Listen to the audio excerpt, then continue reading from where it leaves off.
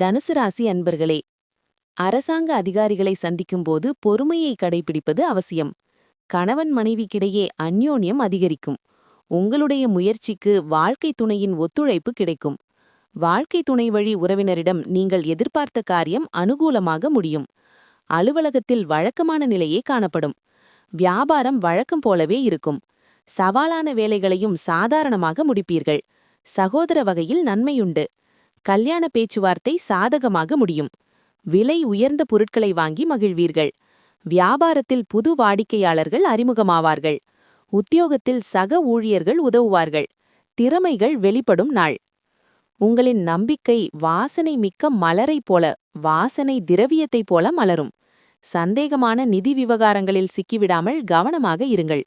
உங்கள் தாராள இயல்பை நண்பர்கள் சாதகமாக பயன்படுத்திக் கொள்ள அனுமதிக்காதீர்கள். இன்று வானம் மிக பிரகாசமாக தெரியும். பூக்கள் மேலும் வண்ணமயமாக தெரியும்.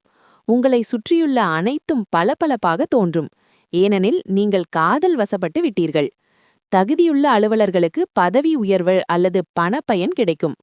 தனிமையில் நேரத்தை செலவிடுவது நல்லது. ஆனால் உங்கள் மனதில் ஏதேனும் நடக்கிறது என்றால் மக்களிடமிருந்து விலகியிருப்பதன் மூலம் நீங்கள் மேலும் வருத்தப்படலாம். எனவே நாங்கள் உங்களுக்கு வழங்கும் அறிவுரை என்னவென்றால், மக்களிடமிருந்து விலகி உங்கள் அனுபவத்தை பற்றி அனுபவம் வாய்ந்த ஒருவரிடம் பேசுவது நல்லது. பார்ட்னர் உங்களை கைவிடுவார். இது திருமணத்தையே முறிக்கலாம். மூலம் நட்சத்திரத்தில் பிறந்தவர்களுக்கு வாழ்க்கை துணையால் மகிழ்ச்சி உண்டாகும். பூராடம் நட்சத்திரத்தில் பிறந்தவர்கள் புதிய முயற்சிகளில் ஈடுபடுவதை தவிர்க்கவும். உத்திராடம் நட்சத்திரத்தில் பிறந்தவர்கள் அதிகாரிகளை அணுகும்போது பொறுமையை கடைபிடிக்கவும்.